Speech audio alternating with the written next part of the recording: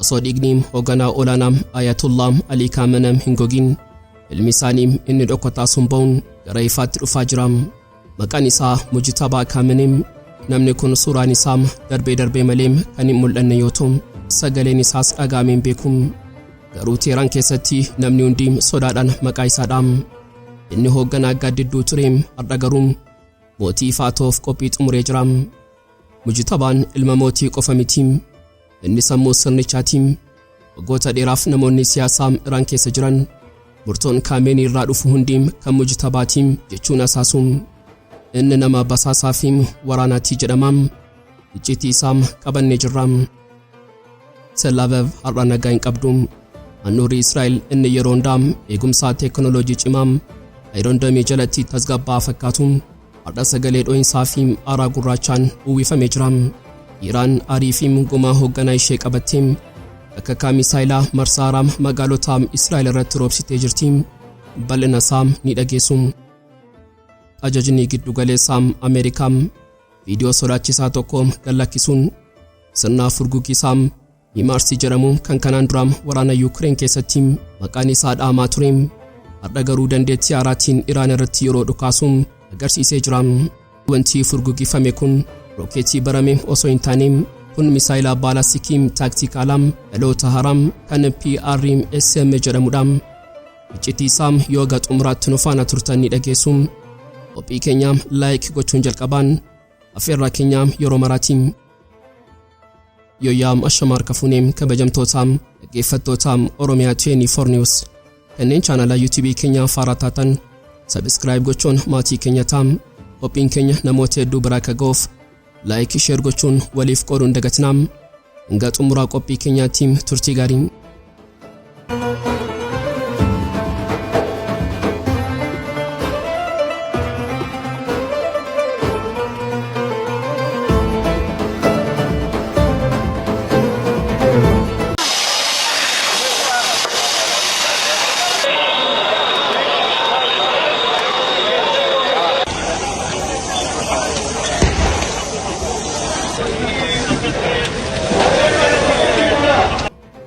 Teeraan har'aam uffata gaddaam uffatteem hamul'attu malee lafa jala garuum kirkira siyaasaa fi waraanaam isa seenaa biyyattii keessatti argameen beekneem keessummeessaa jirti.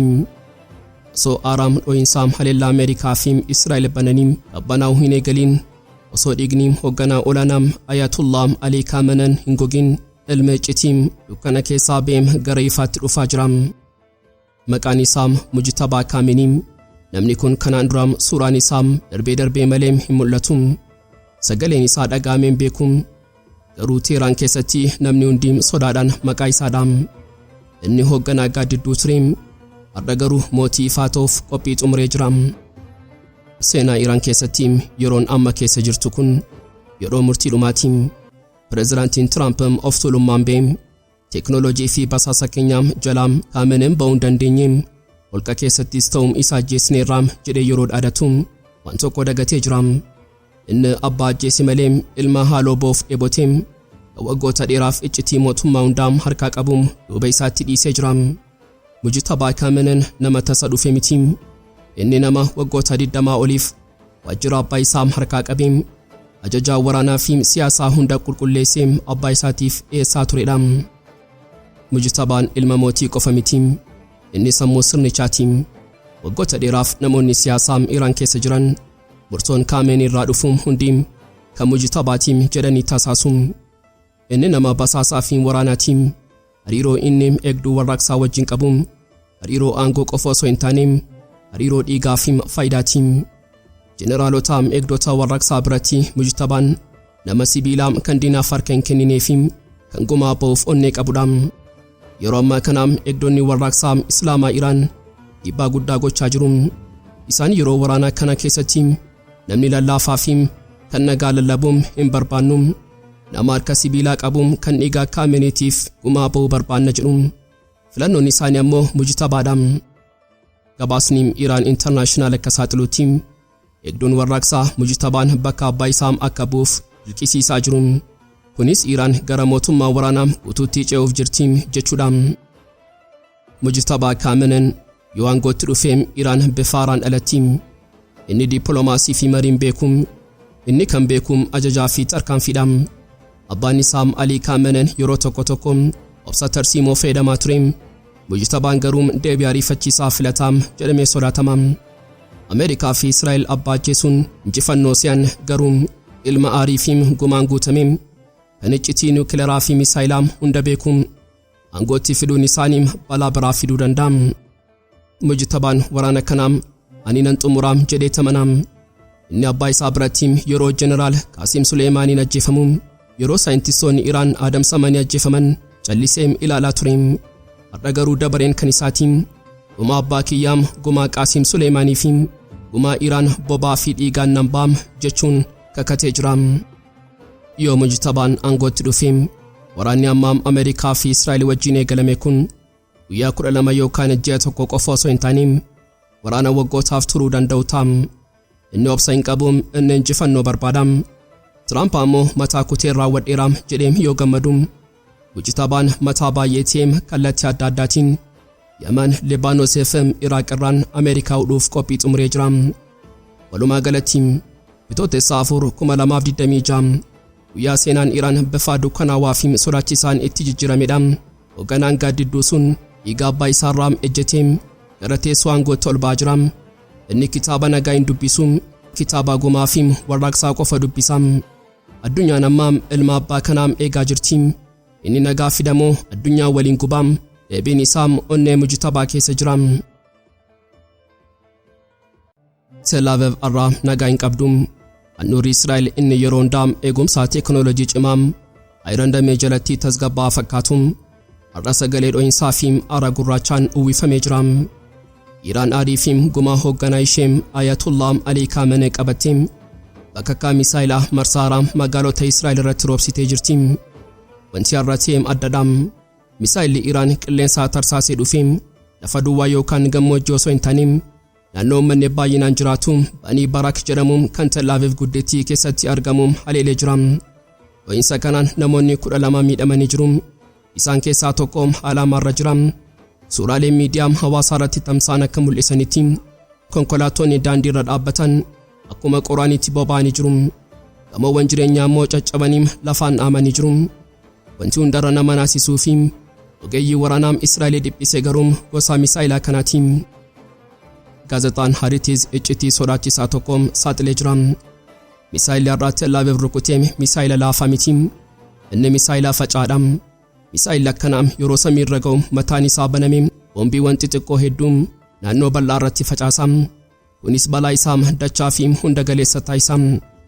Kun yeroo shanaffaaf Iraan meeshaa akkanaam waraana kana keessatti fayyadamuu isheetiim. Gama biraatiin Israa'elis harkaa marattee hin teenyeem. Ajajaan waraanaam Israa'el aariidhaan ibsa kenneeraam. Guyyaa har'aa qofaam xiyyaaronni keenyaam marsaa 60 lafa Iraan keessa seenuun uffataalee Misaa'elaa fi sirna furguggisaa diinaam barbadeessaniiru jedhaam. Israa'el kaayyoon isheem Misaa'ela Iraan hir'isuu ta'us Iraan garuu dirooniiwwan Israa'el hedduun samiirraam harcaasuu ishee beeksistee jirtiim. Mootummaan Israa'el miidhaa qabatamaa dhoksuuf yaalus dhugaan lafarra jiru ifadhaam. Dilbata darbee magaalaa Beet Shamsii keessatti namoonni 9 yoo du'an har'a immoo Tel Aviv gubachaa jirtiim. Sa'ireeniin baara Luuxii fi kibba Israa'el keessatti osoo walirraa hin cinneem iyyuun isaanii Iraan harka dheeraa qabaachuu ishee mirkaneessaam.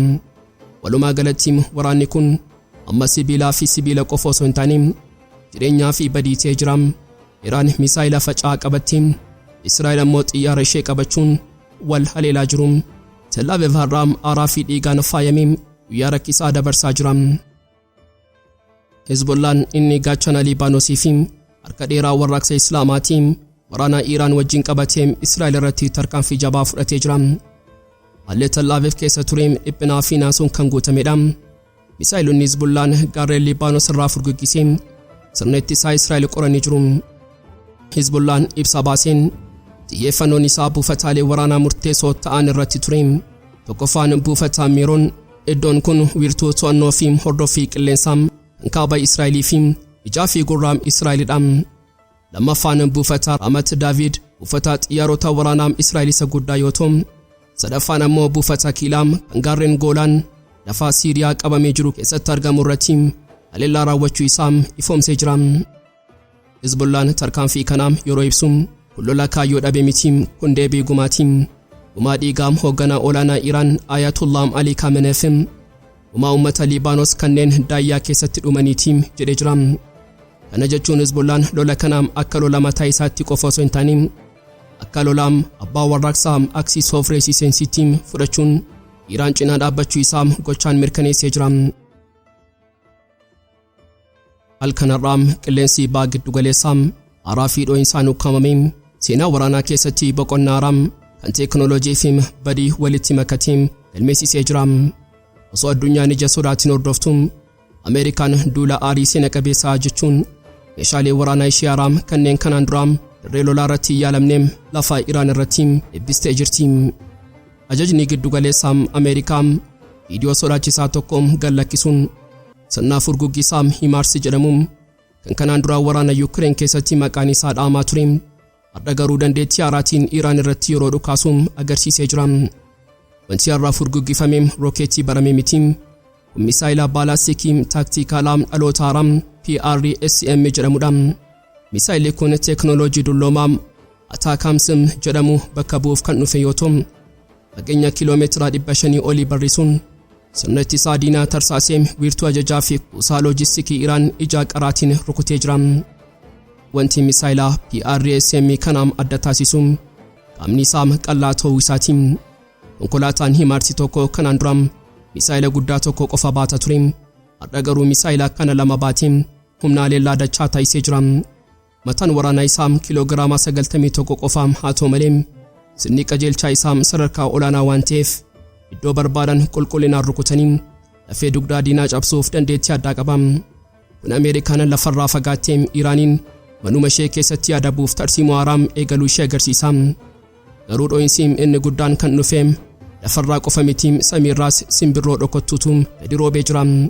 Xiyyaaronni Ameerikaan gurguddoon kanneen biituu ispiriitii jedhaman dukkana halkan sanaam iddoo godhachuun sirna ittisaa qilleensa Iraan jala miliquun lafa Iraan keessaa seenanii jiru.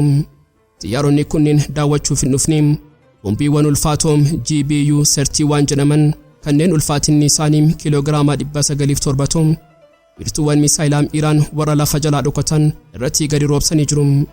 Bombiin kun bombii salphaa miti.